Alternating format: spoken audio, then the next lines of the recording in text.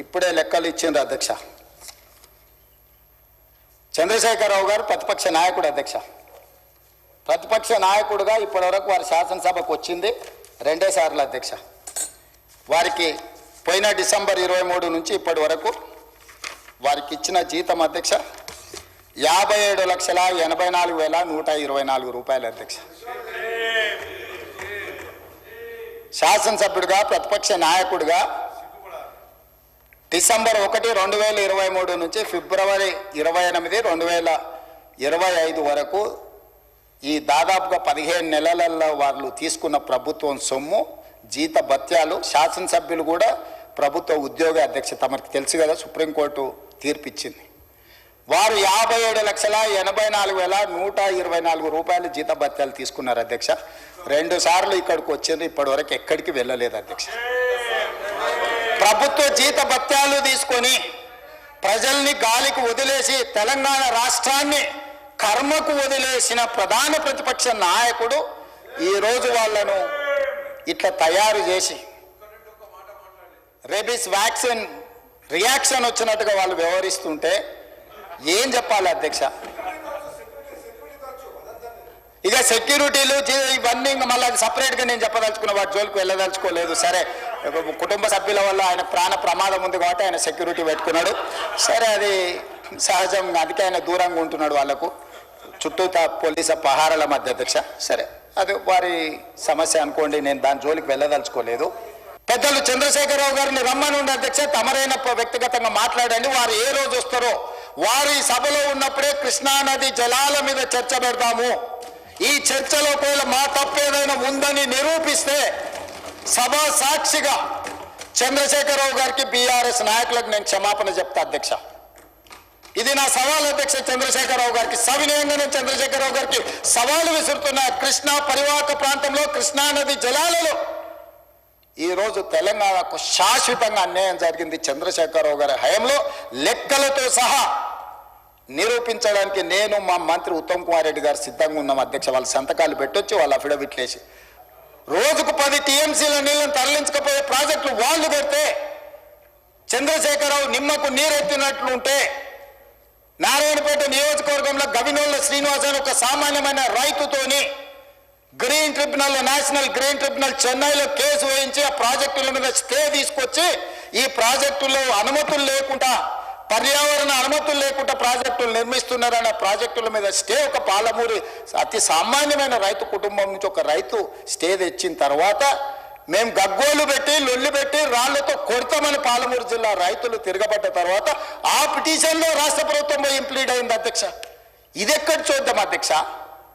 తెలంగాణ హక్కుల కోసం శాశ్వతంగా మనకు అన్యాయం జరిగే నిర్ణయాలు ఆంధ్రప్రదేశ్ తీసుకుంటే ప్రభుత్వం కొట్లాడాల్సింది పోయి, ఉద్దండులైన న్యాయ కోవిదులను పెట్టి అడ్డుకోవాల్సింది పోయి వదిలేస్తే ఒక సామాన్యమైన పాలమూరు రైతు నేషనల్ గ్రీన్ ట్రిబ్యునల్లో కేసు వేసి స్టే తీసుకొస్తే పర్యావరణ అనుమతులు ఇవ్వని అప్పుడు పోయి వీళ్ళు విధి లేని పరిస్థితిలో ఇంప్లీడ్ అయినారు అధ్యక్ష. అధ్యక్ష, నేను ఒక మాట గుర్తు చేయదలుచుకున్నాను అధ్యక్ష. చాలా మాట్లాడిండ్రు, ఉండుంటే బాగుండేది, నేను అడుగుండేవాడిని. రోజా గారి ఇంటికి వెళ్ళి రొయ్యల పులుసు తిన్నది ఎవరు అధ్యక్ష? నేనా ఉత్తమ్ కుమార్ రెడ్డి గారు అధ్యక్ష? రోజా గారు ఒక్కసారి రొయ్యల పులుసు పెడితేనే తిని రాయలసీమను రతనాలసీమ చేసి వస్తాను చెప్పొచ్చిన మహానుభావుడు ఆయన.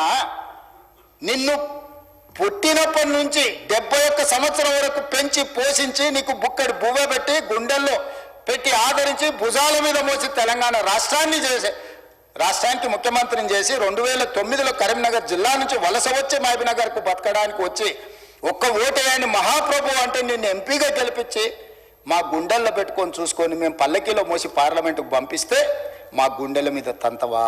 ఇది నీ నీతి, నీ జాతి. నువ్వు వచ్చి ఇక్కడ వచ్చి మమ్మల్ని తప్పు పడతావా? రొయ్యల పులుసు తిన్నందుకే అంత విశ్వాసం చూపిస్తావు. ఒక్కసారి రోజమ్మ పెట్టిన రొయ్యల పులుసుకి నిన్ను మోసినందుకు 2009లో నిన్ను పల్లకీలో మోసి పార్లమెంట్లో పంపించినందుకు మా పాలమూరు జిల్లాకి ఏం చేసినావు? పార్లమెంట్లో నోరు లేకపోయినా, పార్లమూరులో ఊరు లేకపోయినా నిన్ను పార్లమెంటు సభ్యుడిగా మేము ఎన్నుకొని నీకు రాజకీయ భిక్ష పెడితే మా పాలమూరు ఎండబెడతావు, మా కల్వకుర్తి ఎడారిగా మారుతుంది, మా భీమా నెట్టంపాడు కోయిల్ సాగర్, మా నారాయణపేట కోడంగల్ లిఫ్ట్ ఇరిగేషన్ని ఎక్కడికక్కడ పడవ పెడతావా? ఇదా నీ నీతి, నీ జాతి అని నేను వారిని అడగదలుచుకున్నా అధ్యక్ష.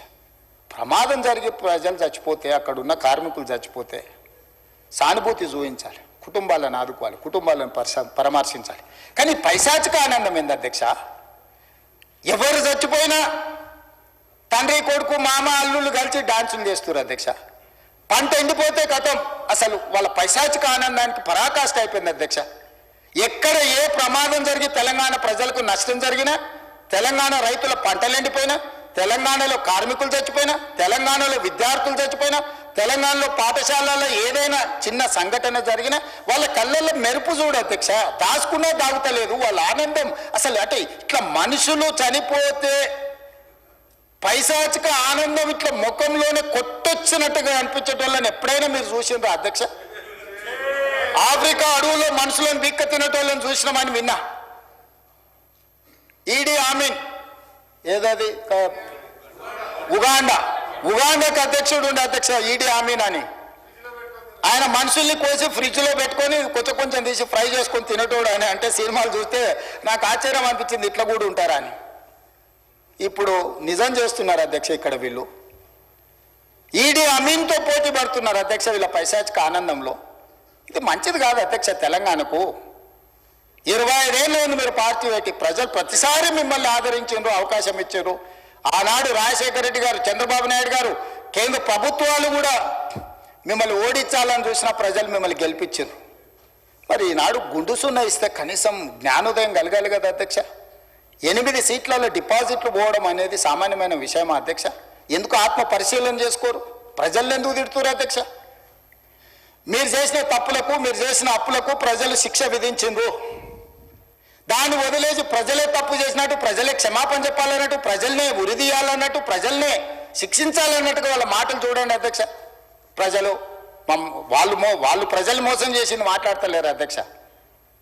ప్రజలను తిట్టేది ఏంది అధ్యక్ష? ప్రజలు విఘ్నులు.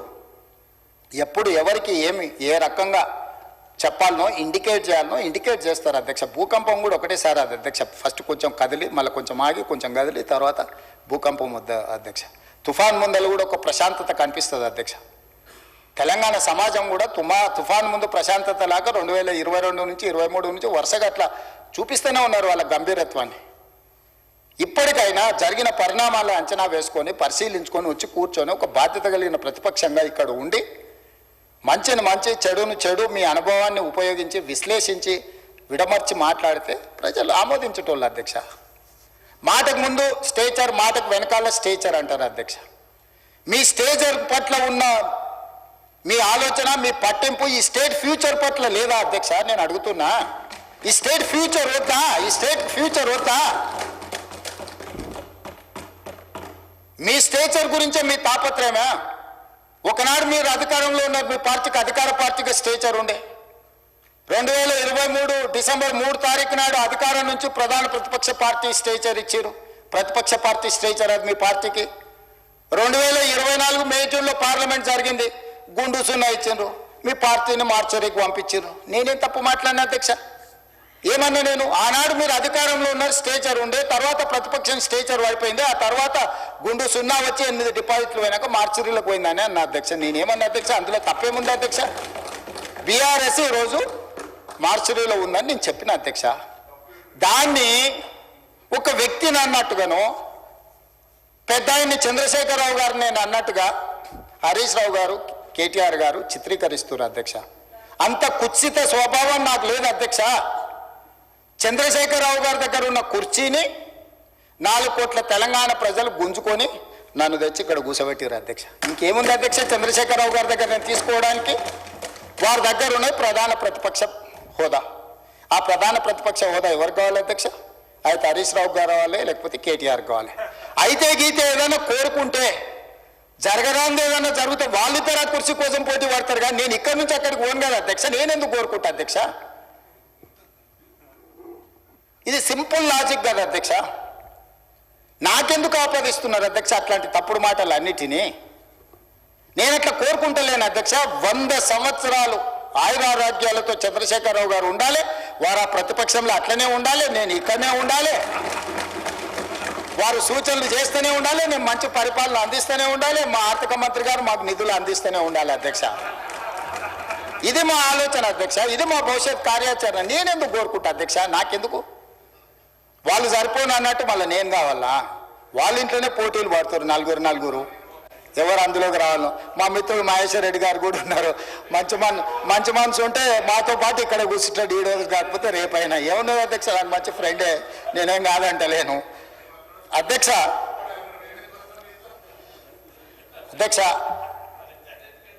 10 సంవత్సరాల వాళ్ళ పరిపాలనలో ఈ తెలంగాణ రైతాంగానికి జరిగిన సంక్షేమం కానీ, అభివృద్ధి కానీ, చేసిన రుణమాఫీ కానీ, లేకపోతే కొనుగోలు చేసిన వడ్లు కానీ, కందులు కానీ, పత్తి కానీ, మిర్చి కానీ, పసుపు కానీ, సోయాబీన్ కానీ, ఏ పంటల గురించి అయినా, పండించిన పంటల గురించి, లేకపోతే కొనుగోలు చేసిన పంటల గురించి, లేకపోతే విధానపరమైన నిర్ణయాలు అగ్రికల్చర్ పాలసీ గురించి కానీ, ఎనర్జీ పాలసీ గురించి కానీ, ఇంకేదైనా పాలసీ గురించి కానీ, రైతుల గురించి ఎప్పుడైనా మేము చర్చకు సిద్ధంగా ఉన్నాము. చంద్రశేఖరరావు గారిని తారీఖు చెప్పమన్నారు. నేను మా సంబంధిత శాఖ మంత్రులను రిక్వెస్ట్ చేస్తూ, తమరిని కూడా నేను రిక్వెస్ట్ చేస్తున్నా. ప్రధాన ప్రతిపక్ష నాయకుడు గారు ఒకవేళ ఏదైనా సూచన చేస్తే, any specific discussion on the subject, మాకేం అభ్యంతరం లేదు అధ్యక్ష. నేను కూడా మిమ్మల్ని విజ్ఞప్తి చేస్తున్నా, రైతులకు సంబంధించిన దాని మీద వారు ఎప్పుడు అడిగినా మనం చర్చ చేద్దాం అధ్యక్ష.